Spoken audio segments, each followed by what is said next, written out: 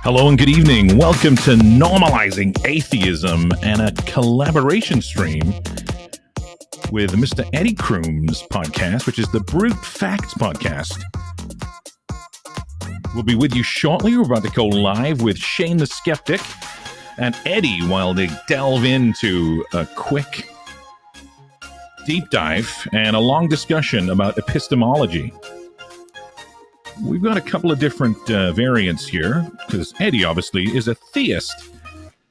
And Shane, as his namesake, is in fact an atheist. You actually may have seen Shane several times on the Atheist Experience.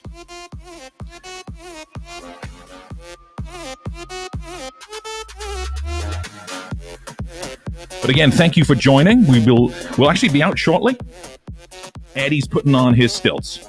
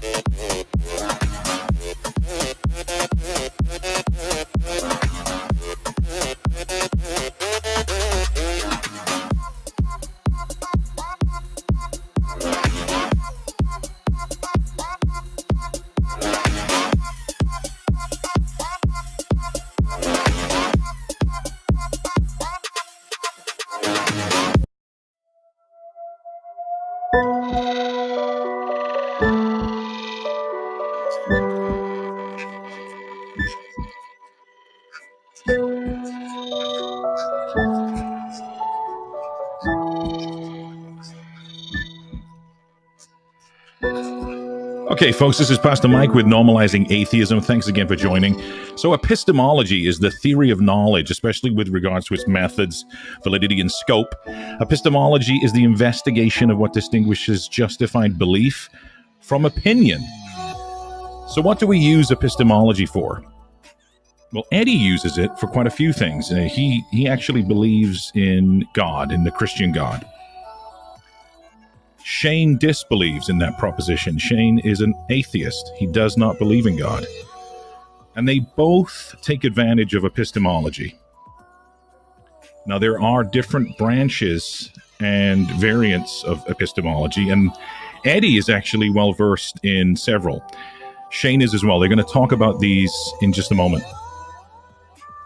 Now, epistemology is the branch of philosophy concerned with knowledge. How do we get this? Well, thank you for joining us at Normalizing Atheism and the Brute Facts podcast collaboration stream.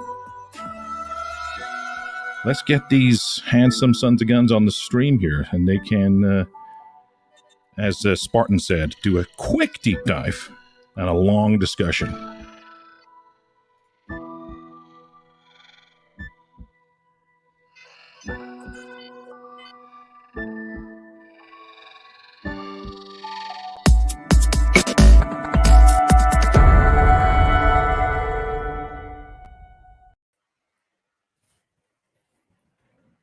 Welcome, welcome, welcome. How are you doing, Shane? You are muted. That's a rookie mistake. Strike one. Awesome. Well, I'm doing pretty good. How are you doing? I am doing fantastic. So for anybody that's here that doesn't know, Shane and I, I'm not exactly sure how we met. I know we ended up messaging each other on Facebook, and you had asked me if I was interested in talking about morality on your show. We initially, the first time we talked, you got in touch with me. It was right before we had the debate tournament, and Yes. you reached out to me and were kind of like, to see what some topics we might discuss or debate if we saw each other in round two. And you mentioned that you checked out some of my content and that you were like, okay, this is actually kind of impressive. You the way you put it was, I was heads and tails over most internet atheists in philosophy. Yeah. And I was like, with this guy, he was beginning with a compliment. I'll check out his channel and, check out his stuff as well. And of course had the same impression. You're, especially after talking to you, getting the impression that, he is one of my more well-read and more knowledgeable interlocutors, even more so than a lot of my, atheist friends who are very interested in the topics of debate and all that. So for those who don't know, Eddie and I built a friendship over an agreement on just philosophy and our interest in it, and critical thinking. And it's a relief to see, even when you disagree with somebody's positions, that they too are very interested in the methods used to arrive at those positions and, the theories of knowledge and philosophy. Right. So yeah, that's kind of what brought us here today. Absolutely. Yeah. So I was preparing for the debate and hoping that I would move on pretty far. So I wanted to scout everybody I could. And I ran across some of Shane's stuff and noticed he was, pretty sharp philosophically. And come to find out that he is a layman like I am. He's self-taught and was impressed with his knowledge. So, all right, Mike, that's strike one for you. I thoroughly enjoyed my time on your show. If you guys get a chance, you need to go over to his YouTube channel. It's Shane the Skeptic, as is spelled on the screen. I was just going to point out, I like how you already had a strike one, but then you said, that's strike one for the microphone. Now you're just changing who you apply the strikes to. So if you make some other mistake, strike one for that. Yeah. Well, it's funny because my wife and I, we've been married actually 21 years yesterday. Nice. And yeah, and so we have a really good sense of humor with each other, mess with each other, and all those things. And I used to joke with her all the time. She'd, get sassy with me or something like that, and I'd look at her real serious, and I'd go, "That's strike one." Let me tell you something. See, you tell an Italian woman that's strike one, you better be able to move, because not go over well. Yeah, we've had fun times. So yeah, you've got to check out the show. We talked about morality. It is one of the more cordial and informative internet discussions that I have had, especially with an atheist that I didn't know. So I was really impressed with how charitable you were and how welcoming you were and how great the conversation was. I thoroughly enjoyed Likewise. it. I think you could definitely an honest interlocutor when you've interacted with them. There's a certain point where you're like, if you present them with a puzzle case and you ask them a question, you can kind of see the way they address it. Are they just trying to find a way to justify their conclusion? Or are they legitimately trying to look at this and go, okay, like if I only knew these, or if I thought this, and you can kind of tell the difference. And one of the easiest ways to do this with either a theist or an atheist, it's just a very basic, not very telling thing, because they could of course lie, But if you ask a theist, for example, if it is the case that a God doesn't exist, do you want to know that? If they cannot simply say, yes, I want to know if there isn't a God, then they aren't even being entirely honest with themselves. I don't know how honest you could expect them to be with you. And likewise, if an atheist, you know, if it's like, if there is a God, do you want to know there is one? If they're like, I don't care. It's like, okay, then you're not really investigating. So, absolutely. Well, I think that's a perfect segue into the discussion tonight. And the reason it's a perfect segue, one is, as Pastor Mike said, we are talking about epistemology. And for those who don't know, epistemology is the study of knowledge. It's actually comes from the Greek word episteme, which episteme means, and logos. Right. And ology just means the study of. So it's not about the study of things that are known. It's about how we can know things. Right. The former knowledge is. Yeah, I was saying what he was saying, what he said at first, the study of the thing we know would be ontology. So if we're actually studying the nature of the things, how we come to know them is the study of, that's epistemology. So the great segue was for one to be honest when they are evaluating what's considered evidence or arguments or, you know, any of these nature of things that we use to come to what we think is knowledge. One has to start with the understanding that there's no such thing as being truly, absolutely objective. We can try to set aside our presuppositions the best we can, but we all have biases, we all have presuppositions, and the best that we can do is first know that, admit that, and try to set those aside to be as objective as possible. Yes, acknowledge the fact that there are flaws in our ways of coming to know things, and we're flawed as beings in our reasoning and whatnot. One thing that helps, so in respect to the presuppositions, I would simply say that we ought to presuppose as few things as possible. So when we have to figure out what are our necessary presuppositions, I like to call them into question. One of the logical absolutes is more questionable than the other two. Like the law of identity is a lot more questionable than like the law of non-contradiction. To me, the law of non-contradiction is intuitive, but with like the law of identity, there are some puzzle cases that kind of call that into question. I still accept that absolute. I'm just saying, you know, so you should question your presuppositions. I would say that I presuppose the laws of logic, the logical absolutes.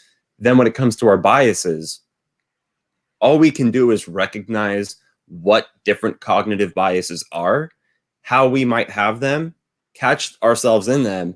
And if we're aware that we're biased, it helps us be less influenced by those biases. Not uninfluenced, but less influenced. Absolutely. So one example, and I know that this is a not one that might happen very often in philosophy, but one cognitive bias is known as the halo effect.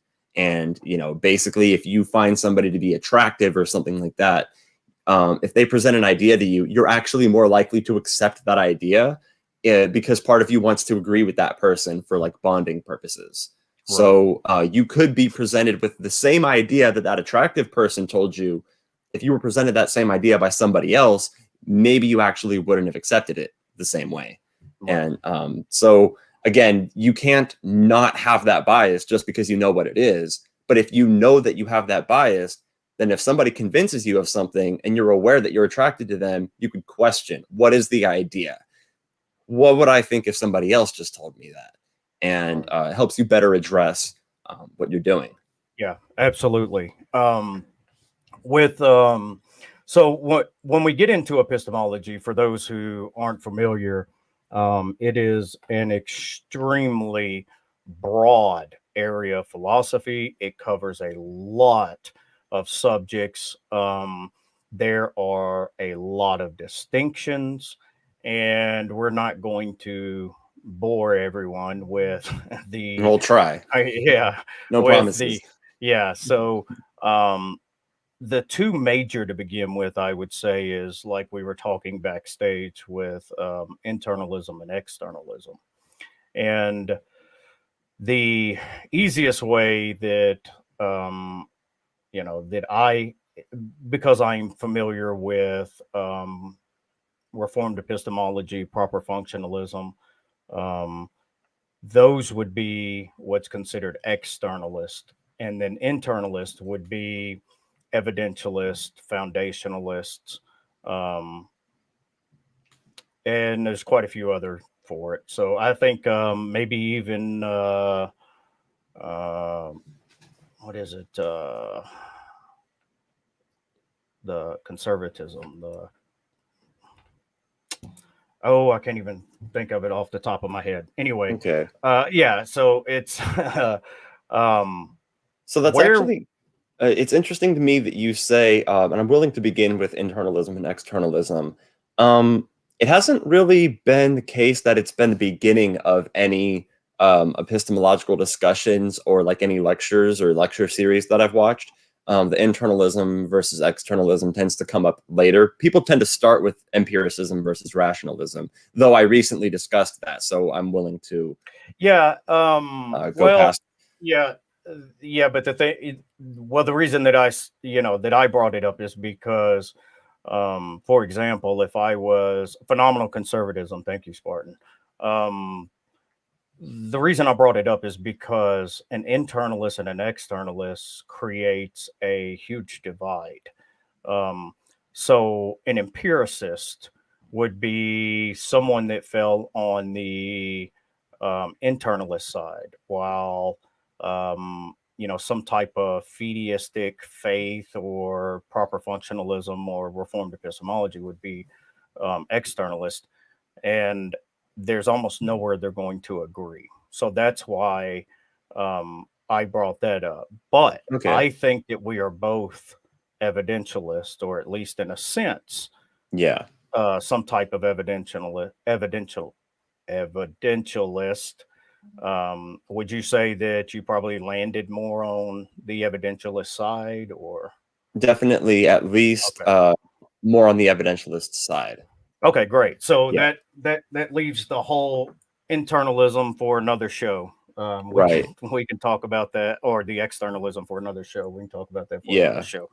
All right. So going down that route, do you hold to any specific epistemology, any maybe a conglomerate of them? I know this is an area that's so hard to try. I was actually going to say not necessarily. I always have a hard time, you find out these new branches of epistemology, let alone the study of epistemology itself, like different types of epistemology, and it gets harder and harder to fit into a camp. In respect to those, it's harder for me to say for sure. I recently have become more convinced of my stance on empiricism. So I could definitely put my epistemological stance on, we have the internalism, and then I have the empiricism. And then the kind of third sub branches, I get a little bit lost in the weeds myself on those, honestly. So when we get to like Bayesian versus frequentist, I actually hope my mind can be made up on one of those two tonight, because I don't think I'm actually fully grasping what they are. And this is one of the few conversations that I've walked into in a live stream where I'm actually expecting to learn more than is learned from me, at least in respect to the Bayesian aspect, because, maybe being a determinist makes it a little bit difficult for me to understand what the difference between the two is. In respect to chance, because if I think, so one example that's always given, and I want to see what you can kind of give me on this. So if I have a coin, right?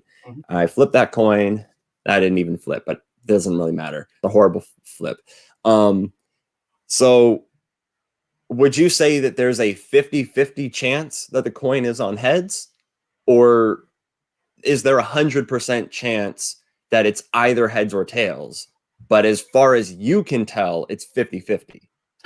Yeah. So being Bayesian, I would say it's 50-50. If I was a frequentist, I would say that it is 100% one way, and that's the truth of the matter. And that would be the split and the difference between Okay.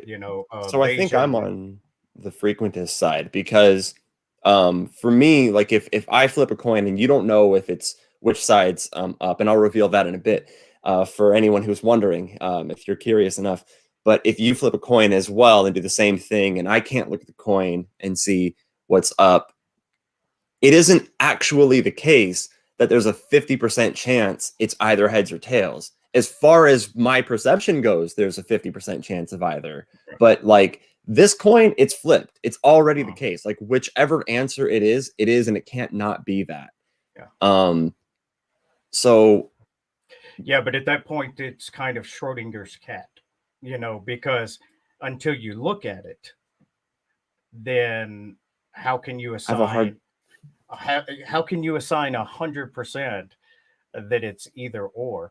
So that would be the divide between a frequentist and Bayesian. So to me, from my perspective, 50-50 is the odds or the probability it would be on heads. I mean, I agree that from your perspective, but that's because of the fact that your perspective is limited. Like the actual objective world, it's 100%. And you know what? I'll reveal it. It was on heads this whole time. So if anyone was wondering, so there's nothing that could have. It wasn't like prior to me telling you there wasn't a 50% chance that it was tails. There was 100% chance that it was head. But from your limited perception, there was a 50-50 chance. Right. So would I be a Bayesian if I agreed with that, or is that frequentism for me to say? Yeah. So my understanding is with frequentism that it's just that that psychological disposition to how you view the scenario. So with a Bayesian, you're going to look at it and say the probability is 50-50, and that's going to be what you think you're justified in believing. Now, I can see a frequentist view, because it is the fact that it is one or the other for sure. Okay, so we agree on that. Yeah. So the only difference would be that how we would approach the question itself. So it'd be like our psychological disposition to it. And it's not that you lack justification or I lack justification. It's more of the way I understand it, it's more like a preference or just the way that your mind works. But given that we're actually really, really close in our epistemology, because we're still looking at evidence based on the odds of it. So maybe if both views refer to the psychological state or the psychological position toward it, then I think we agree, because I would totally agree that from the perception that you had prior to me telling you, it was 50-50. Like for your condition, that is the right state to be in. If you're like, okay, I'm impressed with these two odds, as far as you knew, it was a 50-50 chance. So I think we might agree there. Okay. Yeah. So given that, would you say that you base what you believe to be knowledge or a justified true belief or justification based on the probability of something being correct or comporting to reality? It's so hard to talk about I would using so many different terms. I would put what you gave the Bayesian thing that we talked about. I would apply that to my justified beliefs, not to my knowledge. I don't think I could have knowledge from Bayesian reasoning in that perspective. But I do think I could have justified belief. So I brought a whiteboard so I could be professionally condescending. I love your whiteboards. I love your whiteboards. Thank you. So we have, I'm still drawing it out now, so I'm just gonna look boring for a few seconds. Okay, you just sit there and look boring. I will sit here and be boring, and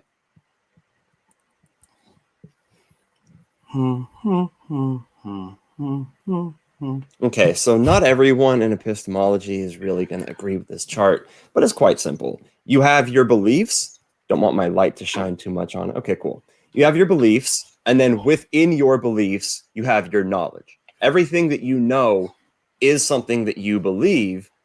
Obviously, not everything you believe is something you know.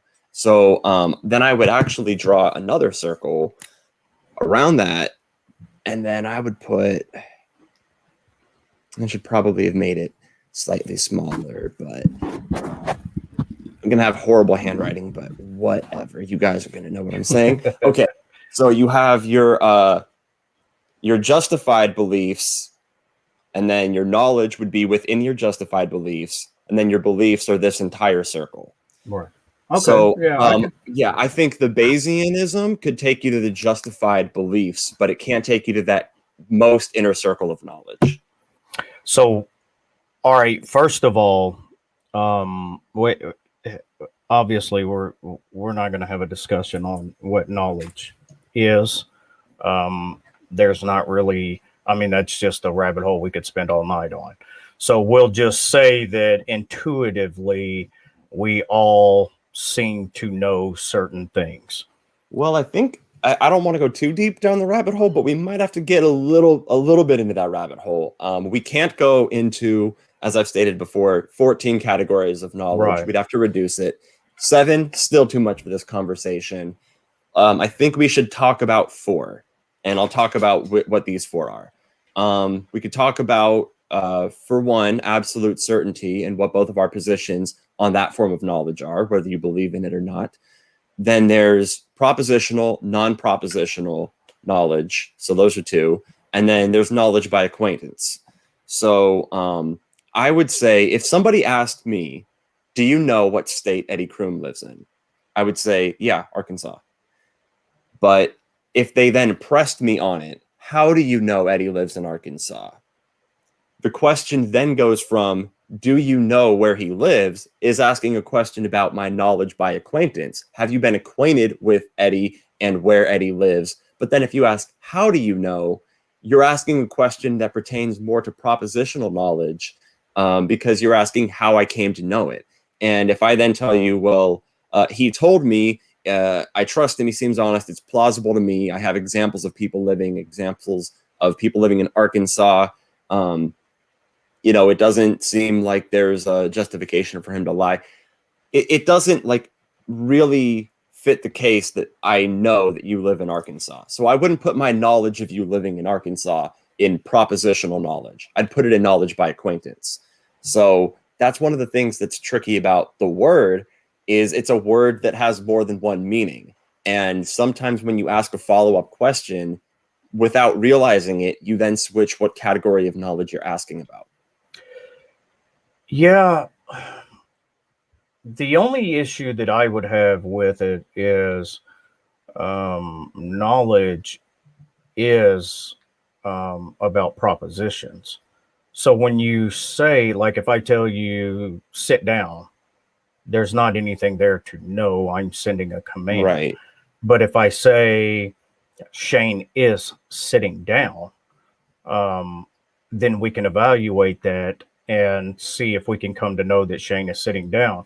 So when you say not propositional knowledge, I'm not tracking there. What knowledge by acquaintance? How is that not propositional knowledge or propositions? Yeah, no, one step ahead of you, I decided to look up a definition of it so I could find it. That's why I was looking down. I was like, what, I should probably look up, because I actually agreed with what you said. As you were saying it, I was like, Well, knowledge does pertain to propositions. What that's could just you know? that's my understanding of knowledge. So when we start looking at the theory of knowledge, is it relates strictly to propositions. okay, you know what? It would let's put it as a. So I'm going to stop using the term non-propositional knowledge because of the assessment you just gave. I agree with it. Descriptive knowledge. Okay. Yeah. So you can know, like knowledge of. Okay. Yeah. Right. Yeah. So. Right. So, well, the thing I was talking about with, not going down the rabbit hole of knowledge was because, we would have to at least cover theories of truth. And then theories of knowledge, right. There's, with theories of truth, you have, coherence theory, pragmatism. There's like quite a few. There's another one that's like fresh and hot. It's like deflationary. And so anyway, I think that most people would agree to some extent that we all hold to, and this is just a weak claim, but more or less, I'm aware of the Gettier problems, but a justified true belief would probably be the most common way of saying that we can have knowledge of something. So my response to the justified true belief analysis of knowledge is that you believing something, you being justified in believing it, and it being true are three necessary conditions for knowledge, but they aren't sufficient conditions. So for those who aren't familiar with that, necessary conditions are conditions that are required for, let's say A is a necessary condition of B, means that in order for B to be the case, A needs to be the case. However, a sufficient condition would mean if A is the case, then B is the case. So a sufficient condition works more like, modus ponens. For those unfamiliar with that, there's a little thing I made earlier. Modus ponens, basic rule. If A, then B. If A is I'm in Texas, then B follows from that. So that's how sufficient conditions work. If I'm in Texas, then B, I'm in the United States. A entails B. So let me ask you this. Considering skeptic is in your name, are you a global skeptic? Are you skeptical that we can even have knowledge? So I'm somebody who doesn't, I've a long answer to that question, actually. So skeptical that we can know anything. I'm not necessarily a fallibilist. If your definition of fallibilism is one of those people who thinks we can't really know anything, my problem with that position is what people mean by really knowing anything. So I think that if you have the three necessary conditions, so I've given oxygen's a necessary condition of fire. Doesn't mean that if you have oxygen, you have fire. Not belief, justification, and truth are three necessary conditions of knowledge, and I would argue probably the fourth condition that would be jointly sufficient would be evidence. So, and then we could also there's a rabbit hole of like, well, what is actually evidence? You know, but I think if you are justified in believing something and it's true, and you have evidence of it, and maybe evidence pertaining to confirmation, we'll just put that in that category. Then you would have knowledge. So I do think we are justified in saying we know things, especially since knowledge can pertain, like I said earlier, to knowledge by acquaintance. I think I'm justified in saying that I know that you live in Arkansas, and I'm not going to throw that out. I'm not just going to, every time I get asked something, go, I don't know anything. It's not really helpful. I'm skeptical, but there are different kinds of skepticism. And, there are, like René Descartes doubted the external world, but it was more methodological skepticism. It was more like, in that circumstance, he didn't actually think the external world didn't exist. It's just like, if I question that it does, how could I reassure myself that it does? Skepticism isn't really about asserting the negative. It's about being neutral and until you could be, find reasons to be convinced. Right. So I'm not gonna push too hard on that, because I'm sure everybody's wanting to know how both of us come to two totally different conclusions about the God thing. So moving along from there, would you agree with Quine's synthetic and analytic distinction, with true the synthetic analytic that basically a priori truths and posteriori truths? Do you think we can know things a priori? Yeah, well, one thing I was getting caught up in, though, was a priori knowledge or a priori truth, because I don't think you could know something prior to it being true.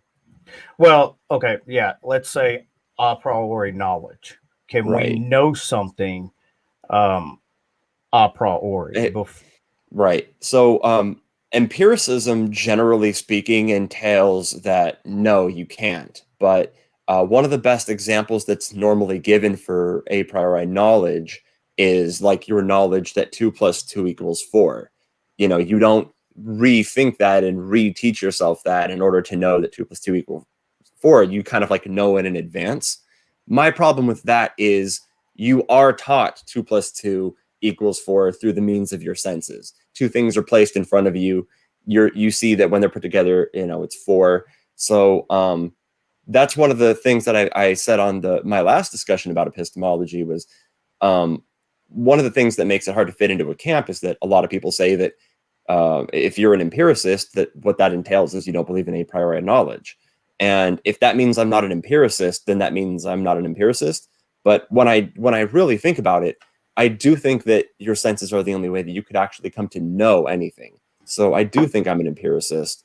I guess I have a unique view where empiricism and a priori knowledge are compatible, and that's my own unique stance. Yeah.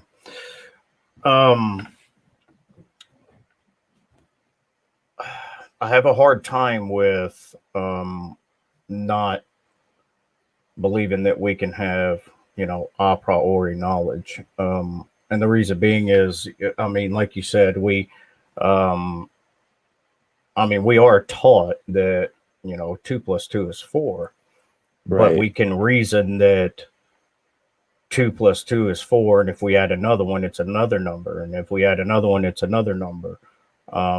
So it seems that we can know things without, with just reason and rationality alone.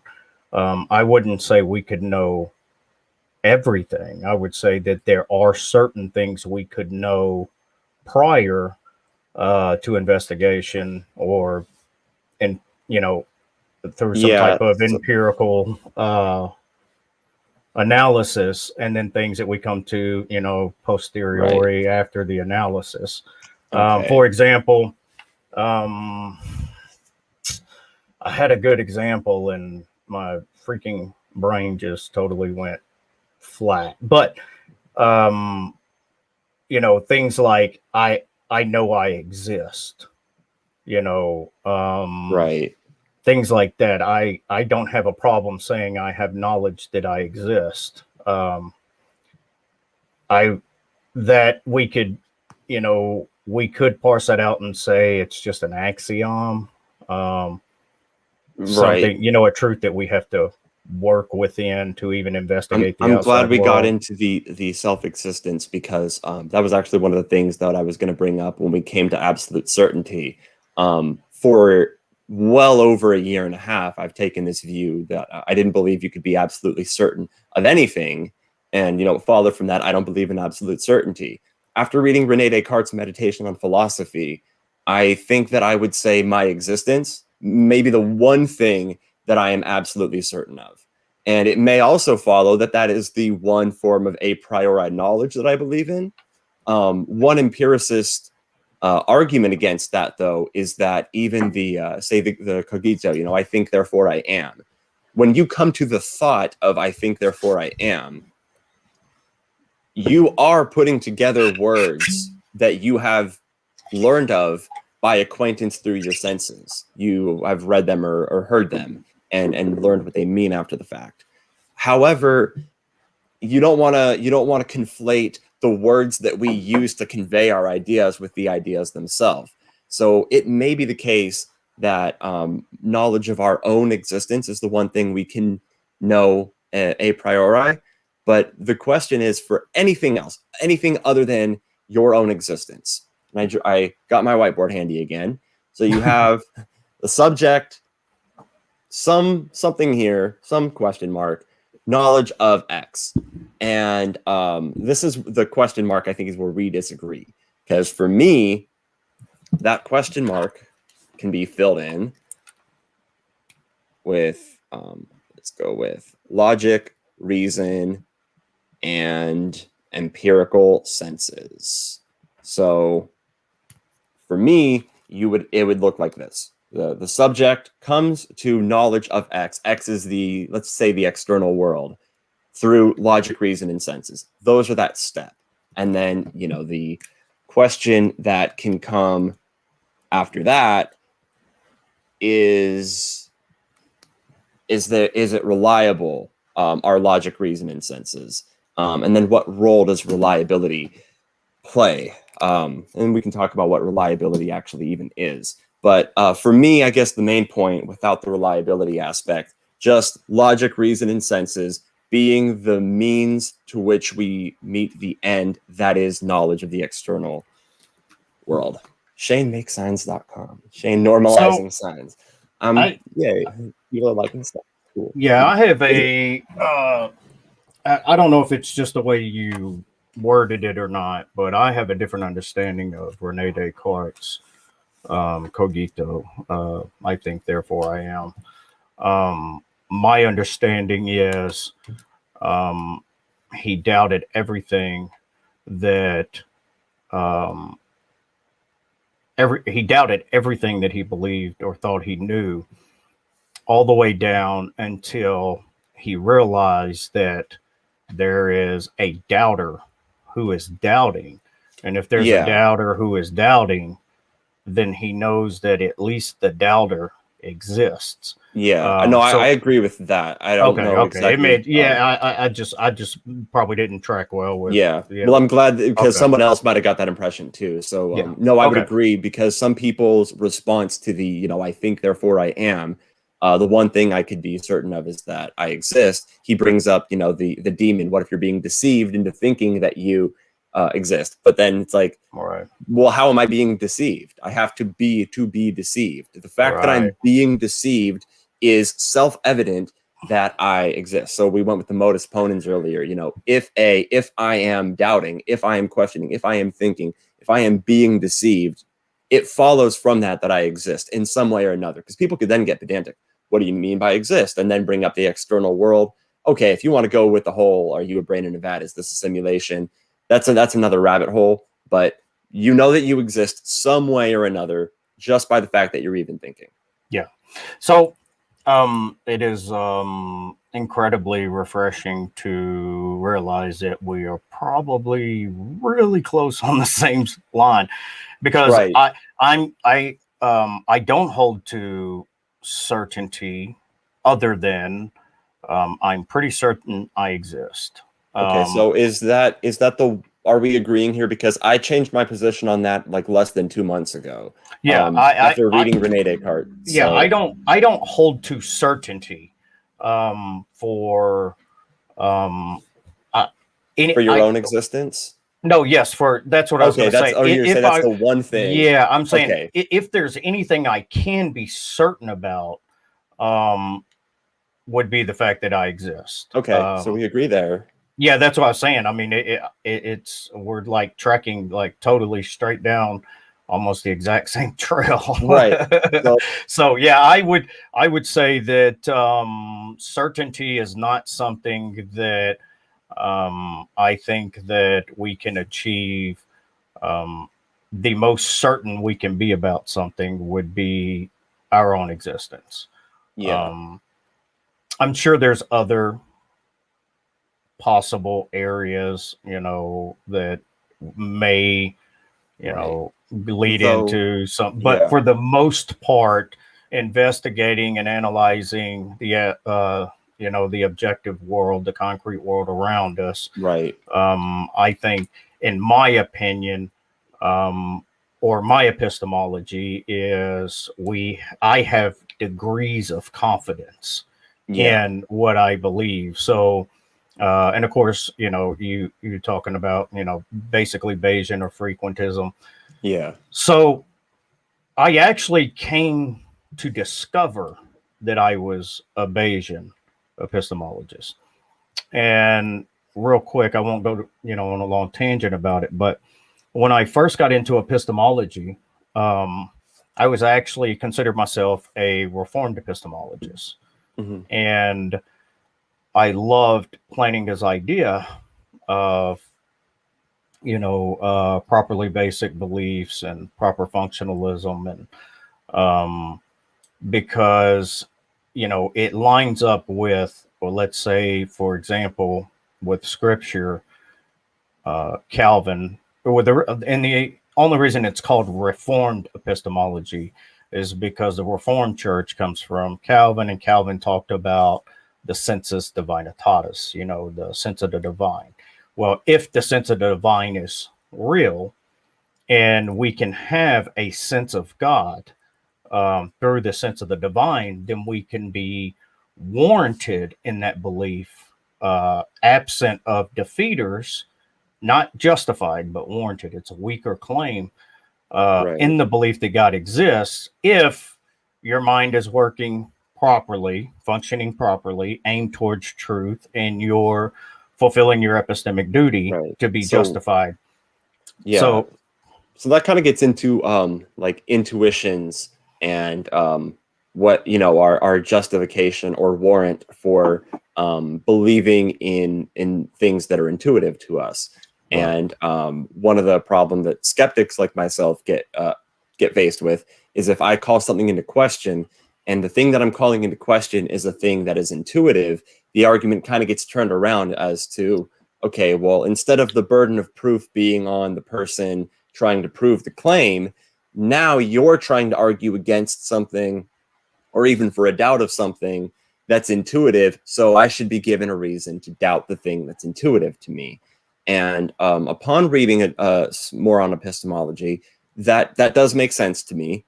So free will, for example, I'm somebody who is a hard determinist. I don't believe in free will, but I would say that free will is intuitive. I don't think something being intuitive means it's true or false. Of course, it's intuitive to us that the earth is flat.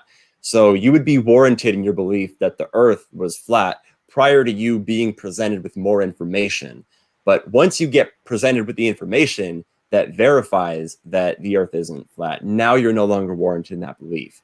So this is something that I had thought about myself before, is even though I don't believe in a God, you could believe in something and be justified in believing in that thing, and that doesn't mean that it has to be true.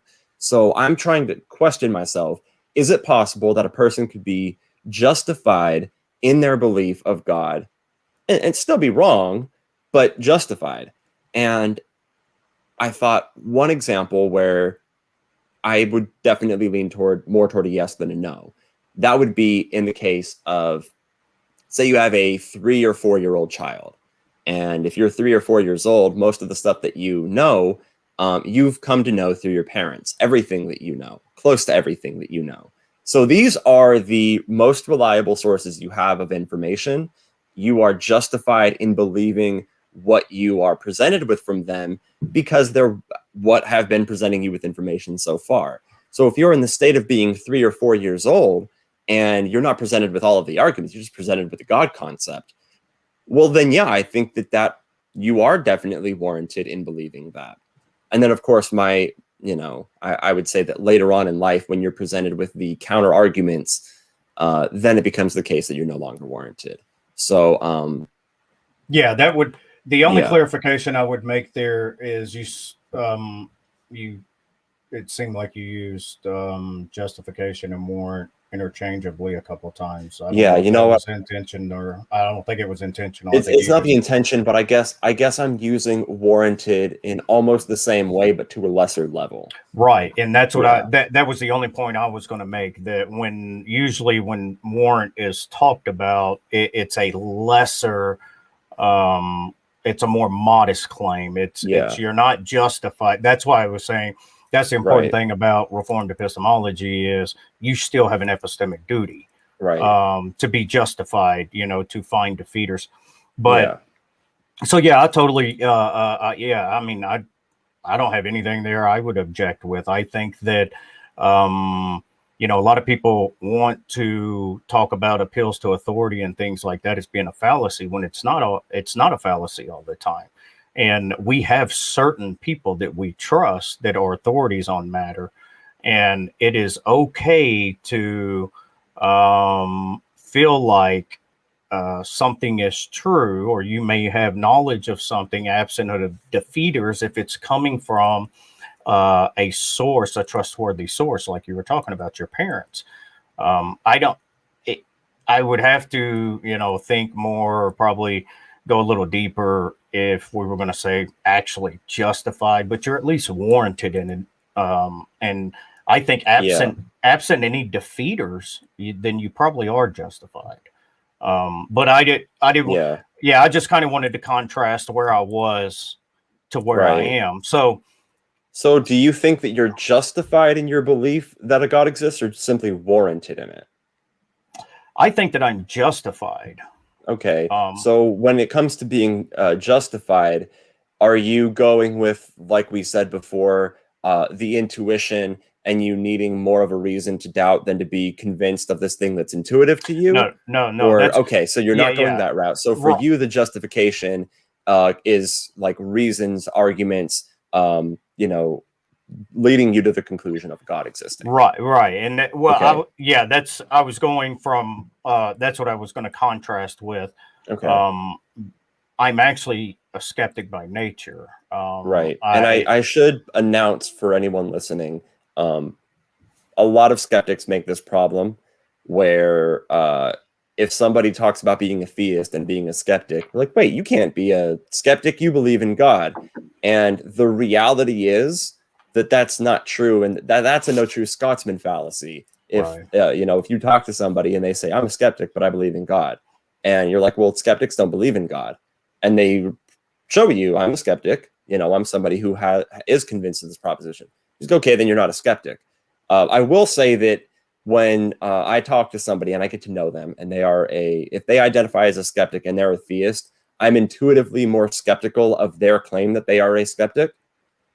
Though it can be the case sometimes that I'm like, and I would say this about you, where it's like, okay, this isn't somebody who hasn't questioned their ideas, and this isn't somebody who hasn't thought about it.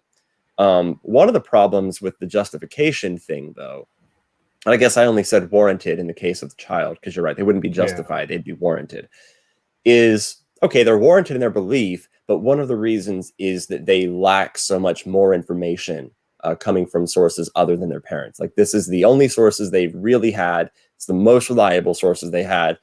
They're going with it. But if we're appealing to a lack of wisdom, that's thrown out of the gate with you, my friend. You don't lack wisdom yourself. So that takes away. So I'm complimenting you in a way that I'm saying is actually taking away the justification, or I'm sorry, not justification, the means for a warrant. If the warrant would be a lack of wisdom. So I guess if we're in agreement, so on the God claim, you're not going off of the intuition and arguing otherwise. You're agreeing with the burden lying on the claim that there is a God, and there being grounds for that. I think that if I was still a Reformed epistemologist and other Reformed epistemologists and proper functionalists, I think they can make a very good case for being warranted and even justified. The thing is, being a skeptic by nature, and when I say a skeptic, I mean, there's probably no way I'd ever be convinced that ghost exists or Bigfoot exists or, things like that. I do understand now. If we're talking about aliens, then we're getting into probability given the vast size of the universe. So I don't, I wouldn't quite make a few interesting conversations about aliens lately. Yeah, it's so things like things like that. I wouldn't make a claim like that, but I'm very skeptical about. One of the hardest things about being a Christian was trying to square miracles and a resurrection. Miracles for sure. So all right, let me I'll transition from the Reformed epistemology, and I come to realize that I was actually a Bayesian epistemologist, and it was something that I kind of discovered. And the reason being is, one, the thing with Reformed epistemology was given a fideistic kind of faith independent of reason, as if it's some kind of epistemic knowledge, which I deny. Reformed epistemology gives them justification or warrant and a way to argue for it. And at least in the U.S., the conservative Protestants have this idea of faith where they have a dereliction of epistemic duty. They don't, they just appeal to this mysterious thing called faith. So I didn't like that to begin with. I didn't like the idea of a fideistic faith. I didn't like the idea of being able to skirt, epistemic duty. And it just wasn't something that, trekked well with me. Although I had what I thought was, what I at one time thought was an intuition that God existed. And for everybody listening who don't understand what intuition is philosophically, it's not just a feeling, Right. I'm glad you brought that up. Yeah, it philosophically speaking, it is a way to be warranted and even justified sometimes in certain things in the absence of defeaters. Especially when it comes to like linguistic intuitions. Right. Absolutely. Yeah. So I have always found comfort in stats. I grew up in a very rough neighborhood. I'm sorry, I just almost wanted to make this joke that go ahead, baby. Light it up. That 73% statistics show that 73% of statistics are made up on the spot. I made that one up, so that's in that 73. No, well, you know what? While we're throwing little nuggets in there, this is one to chew on. If science could find miracles, they would never find miracles, because in science you have what's called a statistical anomaly. And if you repeat something so many times and one time out of the event it didn't go as predicted, this side or the other, it's dismissed as statistical anomaly. So even if we could, but anyway, I just throwing it out there. Anyway, so not to get on a side tangent, we can talk about miracles and all that another. So I found comfort in statistics. Okay, I got out of the rough neighborhood. I was in a rough city, got out of the rough neighborhood, and still kind of had this, fear that, I was going to be violently harmed or something like it. Well, I experienced a lot of violence, but so it was a justified fear. But when I actually looked at the statistics of violent crimes, especially like murder and things like that, I found that it was extremely small probability that somebody's going to be murdered or something violent happened to them. And I was like, wow, why would I be worried about something that is, that would be like me thinking I'm going to win the lottery every single day if I played the lottery every single day, because it was so statistically improbable. And transferring that. So I've always been a statistical kind of guy. And with my job, I've been with this company 14 years and I've flown hundreds of thousands of miles, and I've never had a fear of the airplane crashing, because statistically, I mean, you're going to be struck by lightning twice before you're involved in a plane crash. So looking at these different statistics and basically I was finding comfort and confidence in certain beliefs and certain things already naturally by probability. Right. And so when I discovered Bayesian epistemology or Bayesian analysis, Bayesian probability, I was like, I mean, it was like just right up my alley. I was like, wow, this is a no-brainer. I mean, right. One of the problems that comes up though, and I know in advance that you are not proposing that statistics are perfect. So I want to make clear that I know that you're not proposing that. Would you agree? There are errors that happen in Bayesian epistemology. So would you agree that finding comfort in statistics, the comfort should be limited or based on what the statistics are being applied to?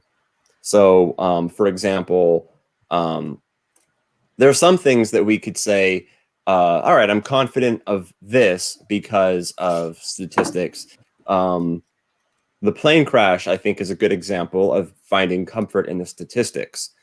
The likelihood of being murdered, I have a bit of a harder time with, though, because, and I know we would agree that, like, police have they can't be perfect on having an immediate update on crime. But one of the things that's always called this into question for me is I was 15 or 16 years old. A friend and I, we were going to meet up, and it was 2 a.m. or something like that.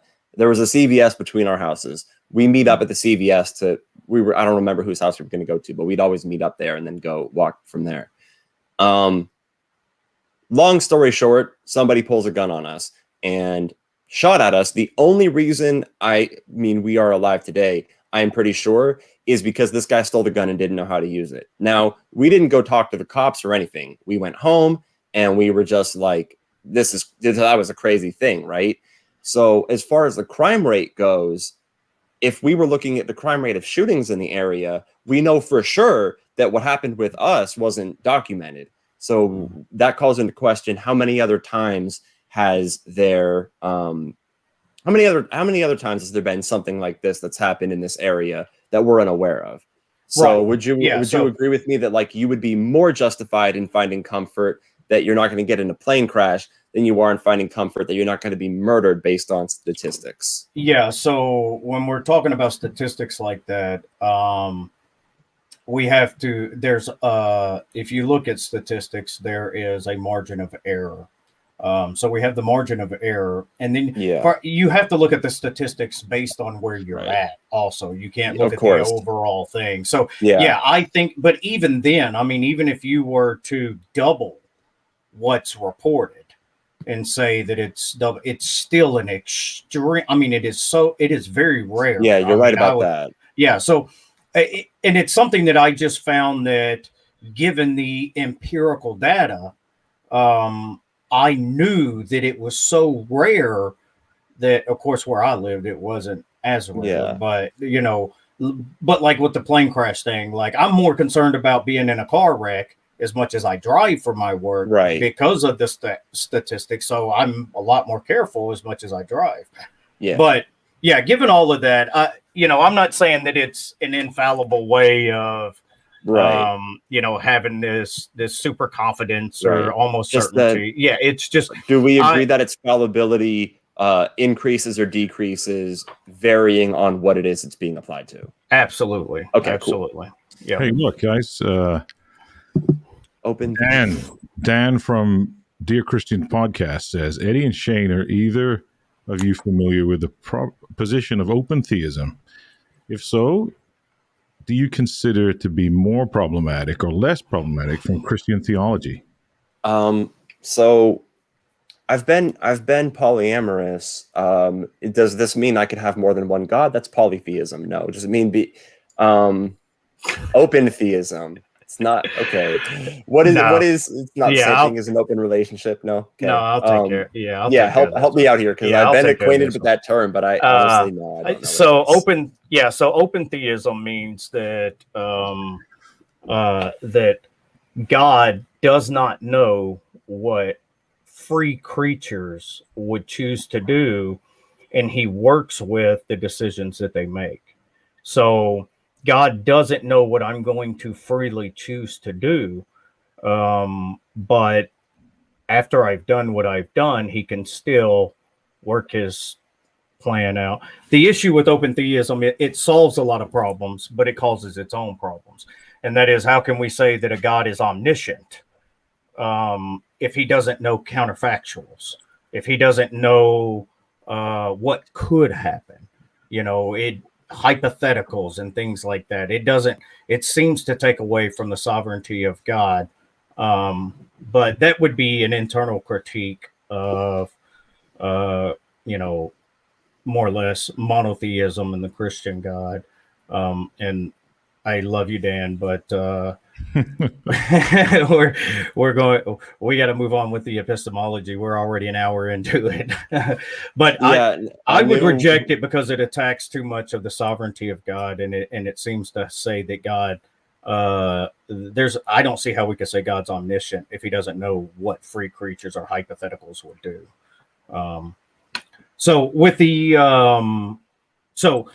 discovering that I was, or getting into Bayesian analysis and reasoning, and I found it was just right up my alley. So yeah, with that, for people that aren't familiar with Bayesian epistemology, a Bayesian analysis is if you take the probability of a hypothesis, and let's say you take it's the probability of a hypothesis given the background knowledge and the evidence. And then you can actually calculate a statistical number or probability, and it's between 0 and 1, 1 being certain, 0 being improbable. Now, obviously, we don't do that with being, in epistemology every day dealing with life. Right. So in a nutshell, what it means is that I have certain beliefs that my level of confidence is based on the evidence I have for it. So it's an evidentialist position, but if it's more plausible or probable than not, then the rational position is to hold to the more probable or plausible position. So let's say that God existing in my experience in life, I have all of these different things that I plug in, which would be background knowledge, evidence, and all these different things. And it comes out to only 51% more plausible to 49% less plausible. Then the more rational position is to take the 51%. Now, that's obviously far from certainty, but it's the more rational position to hold to. So that's how I am a theist. Now, I am more confident that God exists than I am that Christianity is true. But I am confident that Christianity is true. However, I wouldn't say that I'm certain that it's true, and I wouldn't say that I'm certain that God exists. Okay, so you would put your belief in theism in your justified beliefs, but what about Christianity? Is Christianity justified or warranted? I would say that it's that's funny, Sam. We had that talk earlier in Skype. I would say that I am justified because of the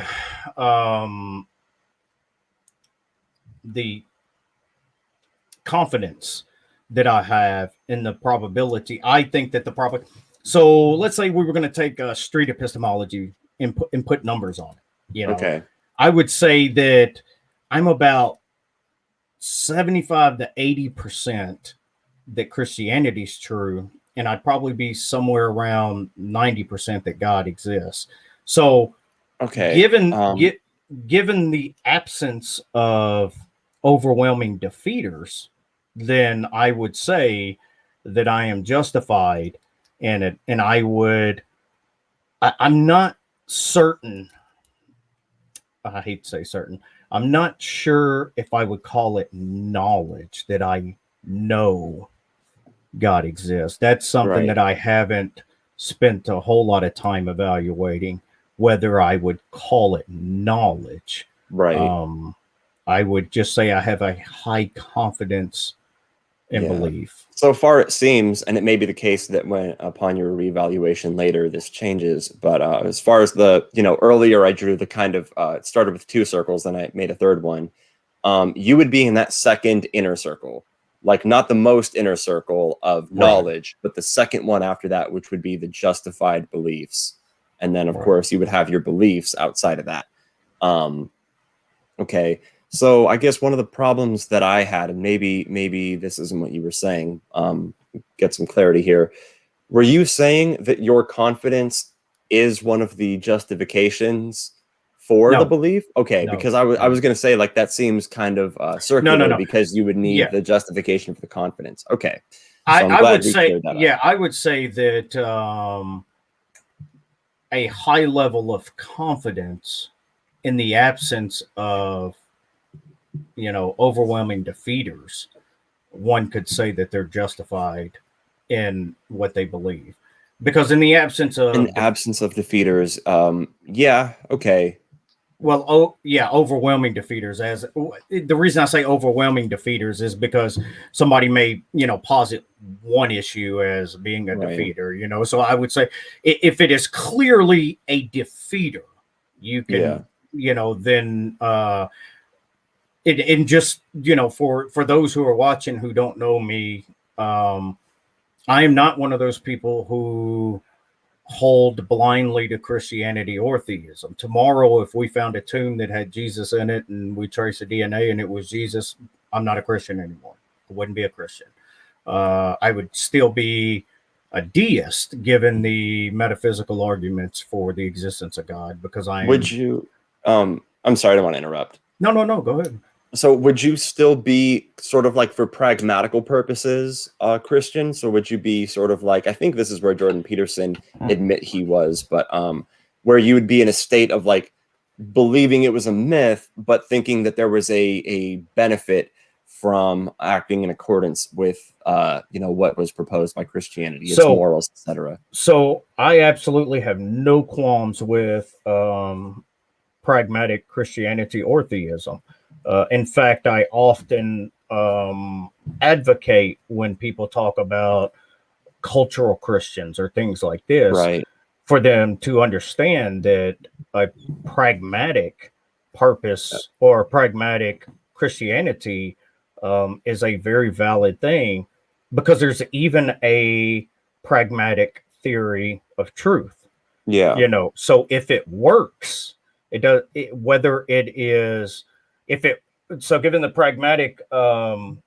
pragmatist theory of truth, if it works and other people hold to it, and there's a couple of other qualifiers, then it is something. Then it is true for those who hold to a pragmatist position. Now, I don't hold to that, but I think that pragmatism is a very valid thing. I don't think anybody, but no, I wouldn't, because I feel at this point I'm who I am.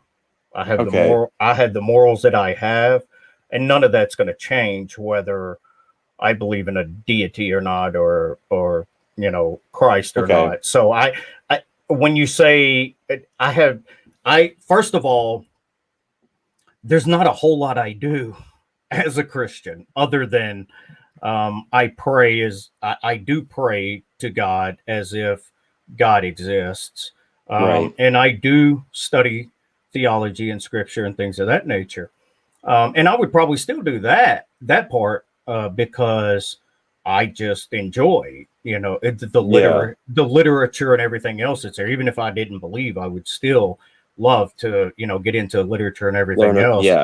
Because the artistic nature and the literary value of what the Bible is. So, but right. I'm not one of those Christians. Hey, yes. we're coming up at the 15 minutes till. So if you want to transition into question begging to the audience. Yeah. Okay. Yeah. We'll wrap it up. I said in a post where I shared the link, I was like, yeah, if you get Eddie and I talking, the two things that limit us are time and the English language. That's right. And even those fail to really hold us back sometimes. And Pasta, I really appreciate that. I can go on forever. So so just to wrap it all up, I'm not a Christian who has this feeling about God or this, I'm not sure what a personal relationship with Christ is or things like that. I live as though God exists and Jesus is somehow related to God. I think he is, God incarnate, but that's a discussion for another day. So given the Bayesian analysis of if I plug in the background knowledge of natural theology, the experiences that I have, I've had religious experience, or let me rephrase that. I've had experiences that I believe were religious experiences. Now, I'm fully aware that somebody can be deep in meditation and have some type of religious experience, and I'm not denying their experience either. It just fits into the paradigm of my worldview. So it seems as though it's a religious experience. Yeah. So one of the problems I have with religious experiences, and I hope I'm not being too. Let me just say in advance, I'm not advocating for anything that I'm talking about here. But I'm somebody who has done psychedelics, and as an atheist, had the experience. Now, I know a lot of people who, let's just say, have done a few too many psychedelics. They can be very spiritual. They tend to call their experiences spiritual or religious. But one of the problems that I have is I'm having a feeling that seems, as far as everything I can tell, is very similar to the feeling that they're having. And wait a minute, hold on. How do you know that? How do you know that that's the thing is, how do you know your experience is the same experience I'm having? Just because you describe it as a spiritual thing. Well, no. So here's how I would go about that. So how do I know that my dog is happy when he's wagging his tail and experiencing suffering if he's yelping? You can sort of try to analyze them, and at some point you're going to have some flaw in how you get there. But when you analyze people's expressions, the way they carry themselves, their mood, and all of the things that kind of lead you up to how you evaluate that can be difficult. But I have people describe experiences that sound similar in respect to the state that I'm in, the physical feelings, the types of thoughts that are going over. So you're thinking about this part of your life and that part of your life. You induce those through drugs, and they right. No, but this is my point. So no, I'm talking about people who do drugs too, and this is what I'm referring to. Is there are people who do psychedelics and they confidently believe that psychedelics are like this key to the supernatural world or the spiritual realm or something like that. And I know I'm not saying no, I wouldn't actually. I actually wouldn't dismiss that. In fact, you brought up Jordan Peterson. I would have you look into what his research into what is the M psychedelic, the methyl something.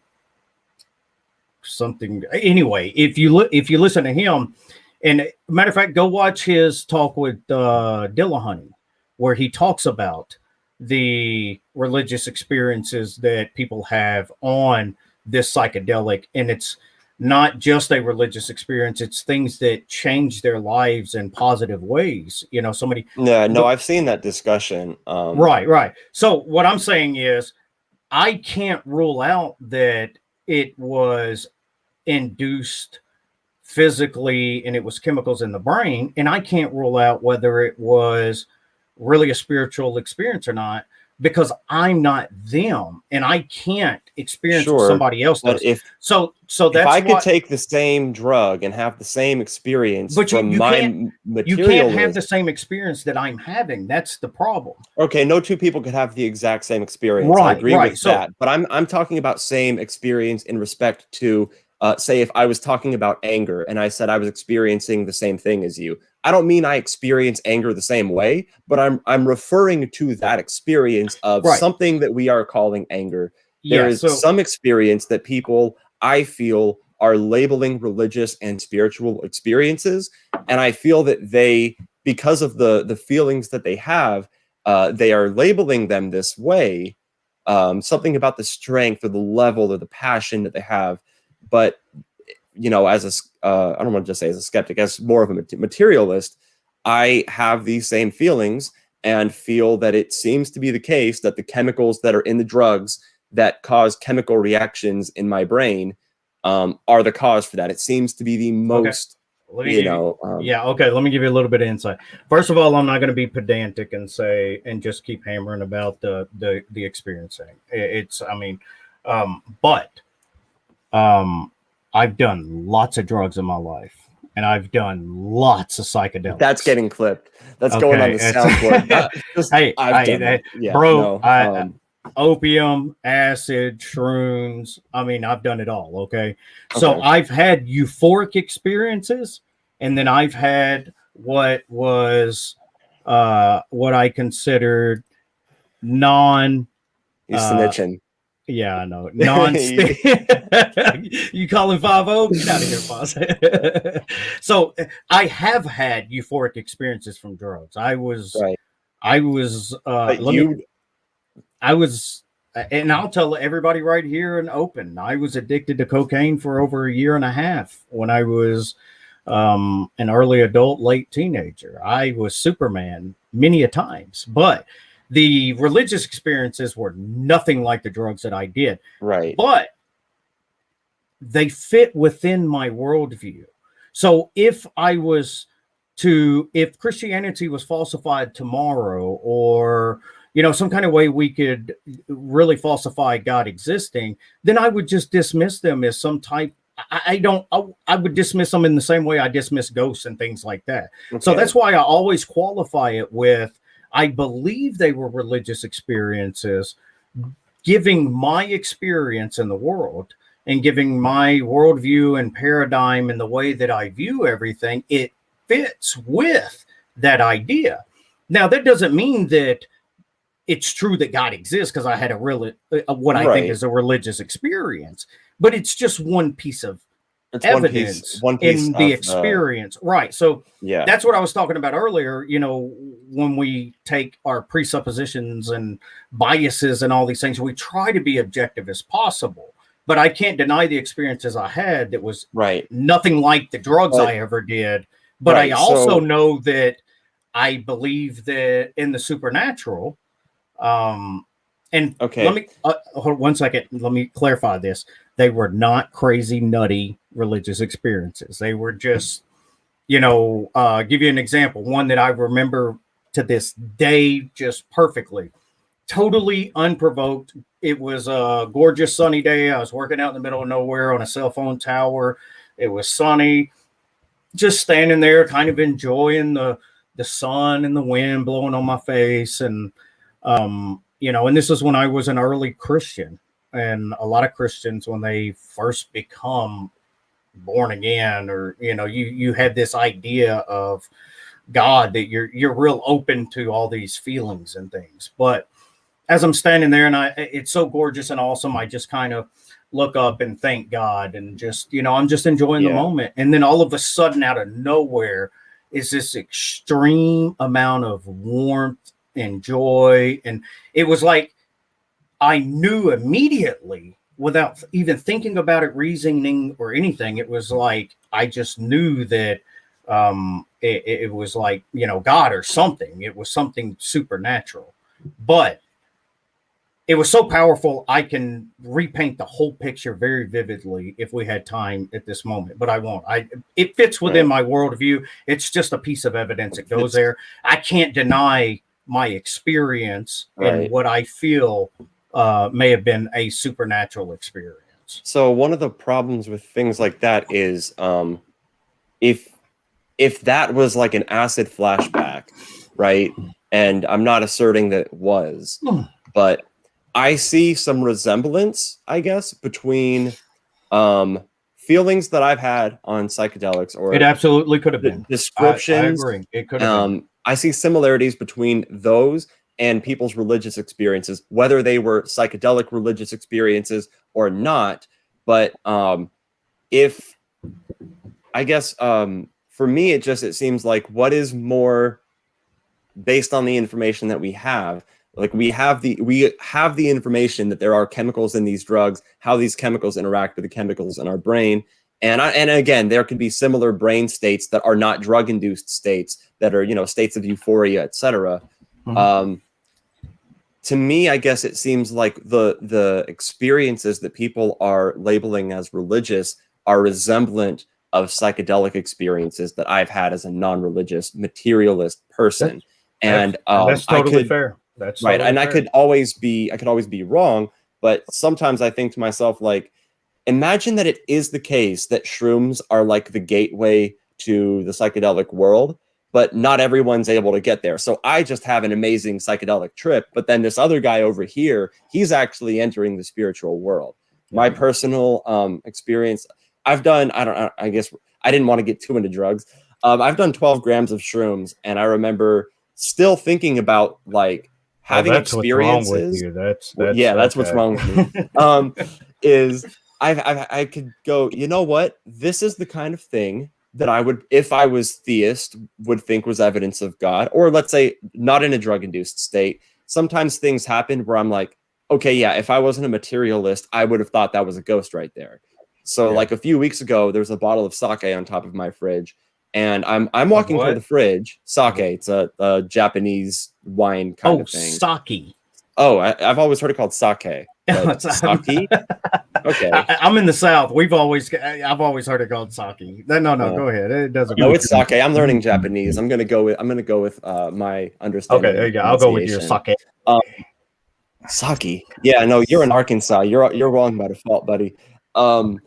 So the way that fallacy. Yeah, that is a classic genetic fallacy. Yeah. So I'm walking up to the fridge, and this bottle of however you pronounce it, the bottle's shaking, and the AC is off. I have no explanation of nothing else on the fridge. On top of the fridge was shaking. So I'm thinking if something from when I closed the fridge, like I could not come up with an explanation for why this bottle was gently shaking.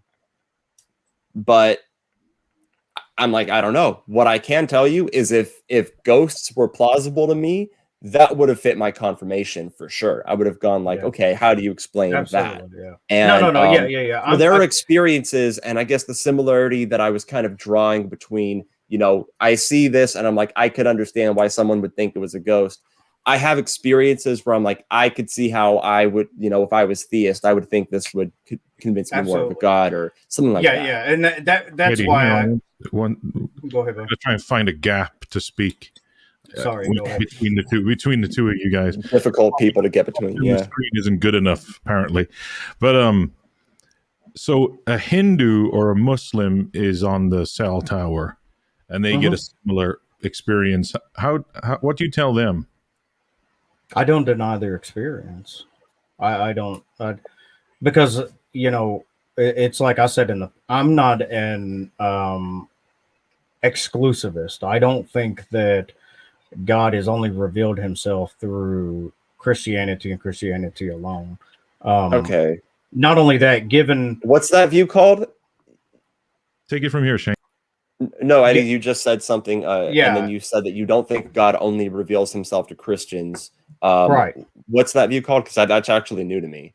Oh, it's exclusivism. Exclusivism. Yeah. Okay, so so God would be exclusively only revealed to Christians if you held to exclusivism.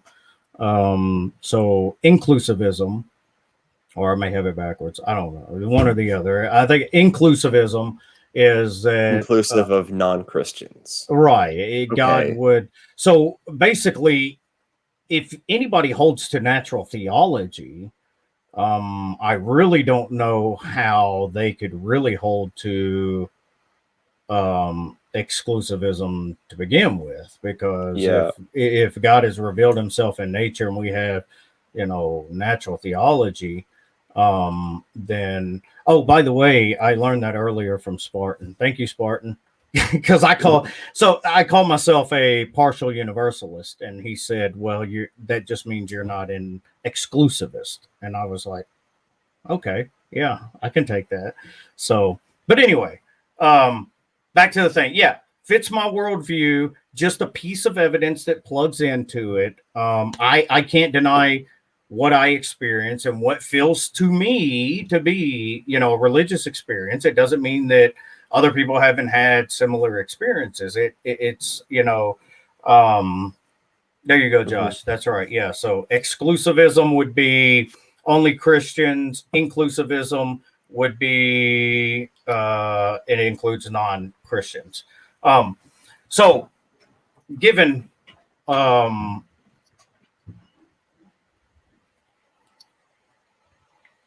okay, thanks, Josh. Appreciate it. Helpful. Yeah. So, like I said, given my position, I think that it's just more plausible that a God exists and that God would be the Christian God. So we've talked so much about my epistemology. Let's run through yours real quick, because Pasta's going to kick my ass if we don't wrap it up, take questions. Okay. We're definitely going to do a part 2. We're going to have to. I was actually considering before we started the stream, I was like, it may be necessary, like if the conversation's too good to end, but we have to end the stream, just like move it to my channel from there. Yeah. I would be fantastic with doing regular shows with you, going back and forth. You and I have way too much to talk about to limit it, because I can't imagine you and I ever having a live stream and being like, all right, well, that's the last discussion. I just feel like we kind of are going to keep going. Let's do this. Let's leave a cliffhanger. And unless there was something you wanted to clarify before we go. You know what? Before we go, here's what I wanted to ask you. And I got the whiteboard handy again. So so let's say X. Did you put a beard on that stick man? Yes. Oh my! So I put a beard on the stick man. So this is my new favorite person. That is fantastic. So we have Eddie now. Eddie somehow comes to know of, let's say, X is the external world and S is the supernatural. What fills in that question mark for X, and then what fills in that question mark for S? Or would you say that you have knowledge of S, because you might actually say that you simply believe in S, not know of it? Yeah, that was what I was talking about when I said earlier I haven't really parsed out what I consider. Okay. So instead of knowledge, maybe I should just say awareness or belief. Or a level. I would say I have a high level of confidence. Okay. So what would fill in the question mark for each? Is there something extra in the other one that wouldn't apply? Okay. So what was X? So X is the external world. So the first question is, how do you come to have knowledge of the external world? And then the second one, S, is the supernatural. So how do you come to have knowledge of the supernatural? Yeah. So the first one would be something that I just have to either be a solipsist or take as axiomatic. I would have to start with the idea that the external world exists. I reject solipsism and I refuse to go down that rabbit trail. Right. Well, let's say knowledge of things within the external world, because like earlier I gave senses, logic, and reason were what I filled in for the question mark. Okay. X. Yeah. So because you're not an empiricist, right? So, well, okay. So when we were talking about the different theories of knowledge earlier, the coherence theory, pragmatism, the deflation all of those. I don't hold to one of them. I think they all have value in building a case. I think we use all of those different things. So I hold to, in the most broadest sense, a theory of knowledge would be something that includes intuition, emotion, experience of the past and the present, empirical data, rationality. I don't think we can narrow it down to this category, and this category. So if I had to put it all together, I would say that our conscious experience of the world, and so many different parts of it, because of the kind of rational nature, emotional creatures we are, all play into that. In order to really have knowledge, we would have to take so many different aspects and put it all together. And I'm still not exactly sure what I would call knowledge. That's still an area that I spend a lot of time reading in, because I'm not sure. Yeah, so to help wrap this up for everybody listening, at the end of this over an hour and a half long discussion about what is knowledge, how do we come to know it, neither of us are really completely sure that's what knowledge is. So sorry to keep you all waiting. That's the fun and nature of epistemology. That's, so we're talking about how we know things, but we don't know what we mean by know. So we can't get through a whole stream without Titan saying solipsis unite. I think I've seen that 100 times from Titan. Pasta, you got any questions from the audience, or have we bored them all to death, or what's going on there? If Jesus is the way, the truth, how come his life story is so wrought with blatant and obvious untruths, like no Roman census ever included non-Romans? They were never in the birthplace because they were for tax purposes. Yeah. So I would recommend a book. It's called Interpreting Scripture Through Western Eyes. Because I think that book was recommended to me. Yes. Well, the reason being is because it actually illuminates that very same thing about about the census and the end and what all of that means. There's a thing, if one doesn't hold to an errancy and a dictation style method, like thank you, Oz. Like, you can't go a night without Mr. CEO of mythicism. Anyway, that whole position assumes a fundamentalist, inerrantist, literalist view of Scripture that I would reject. Okay. I think one day, Eddie, this would probably be a good debate. Since I'm not a mythicist, you and I should debate two atheists that are mythicists. Yeah. That would be a good debate. Oz does it for controversy. He's too smart. I want to get it right. I knew Pasta, I was gonna go through and save some clips just for that, and I just didn't have time to get it done. Yeah. Cue it up. There we go, right there. What? You let me down. It ain't working. Oh, the supernatural exists. It does. Well, guys, I remember one time I made a post on Facebook because I had some good soul food, and I decided to make a post. I was like, if there's no such thing as a soul, then what kind of music am I listening to, and what kind of food did I just eat? Checkmate, naturalists. Boom. Pasta. The lighting is fantastic, and you are looking good tonight, man. Thank you, man. Well, I've been out having a little fun tonight. Yeah, I like the camera up closer, man. We get to see that good, handsome face, but you don't have the beard line. Did you not have time? No. You're one of those people who sneeze and your beard goes, and you just grow. It doesn't come off, believe it or not. Yeah. Oh, but there have been a couple of times that I've seen like a show or something, be like, "Man, I look good there. Yeah, I look good." Context. That is the theist's favorite phrase, and I'm going to use it now. Context. Well, hey guys, it's been a pleasure having you on tonight. Shane, more so than Eddie. But hey, thank you. Compliment. To like and subscribe, and check out the guys over at the Atheist Network group, TART. And thank you guys. And we'll one more question before we wrap it up. Eddie, are you down to take this to my channel and just keep going? Absolutely. All right, let's do it. So everybody who wants to see this conversation continued, if somehow we haven't bored you already, I knew in advance we'll probably bore some people, but we won't be bored. If you want to see this conversation continued, go check out my channel. We'll probably start the stream reasonably soon. There you go. A quick break though. No, wait a minute. What do you mean, like tonight? Oh, I was going to say if you were down, never mind. Oh, yeah. No, well, okay. I was like, you know what? I have all night, so I would be perfect. I would be perfectly fine with that. We just have some. Oh, matter of fact, I'll go ahead and say it. I'm sorry, Pasta. I know you want to wrap it up.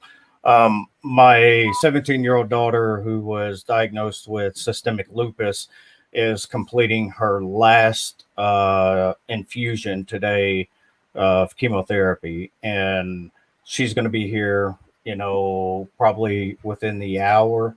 And that's definitely the top priority. Given 3 months of, I was going to joke that you were running away. But, no. But I was like, okay, so we'll continue it on my. Yeah, definitely. Pasta, thank you so much for doing this collab, man.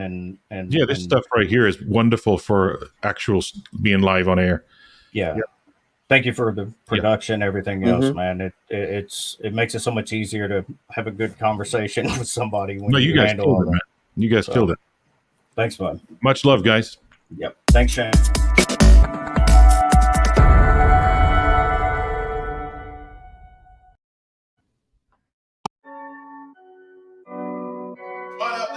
Still, you get me? Don't know the image of that, ain't that, you get me? Yeah. I'm about to make a declaration. Gather round, ain't no room for segregation. What I found is the truth is medication. Stand my ground when I think of hesitation. Hey, white Jesus came through, did some bad in the hood. White Jesus say great, but he never was good. White Jesus killed my people, then enslaved us. Then they turn around and said that he's our savior.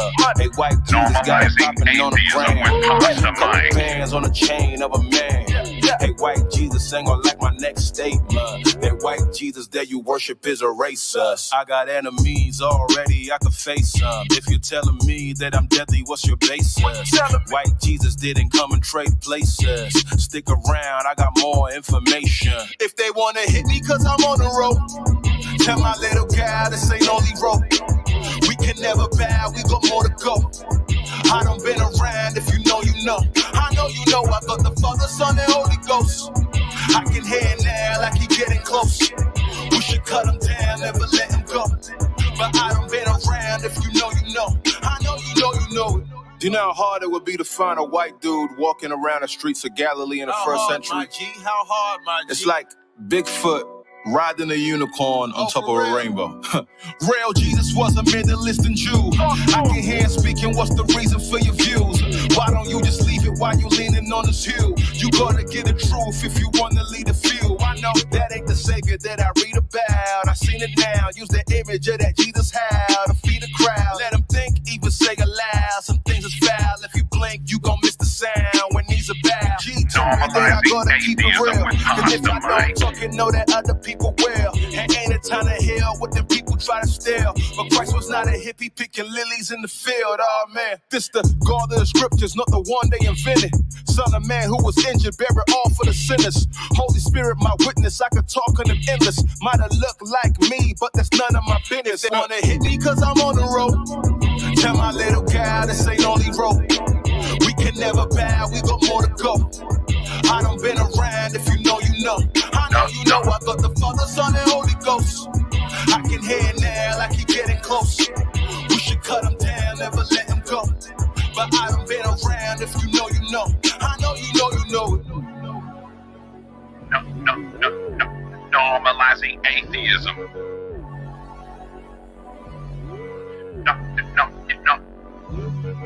Normalizing atheism.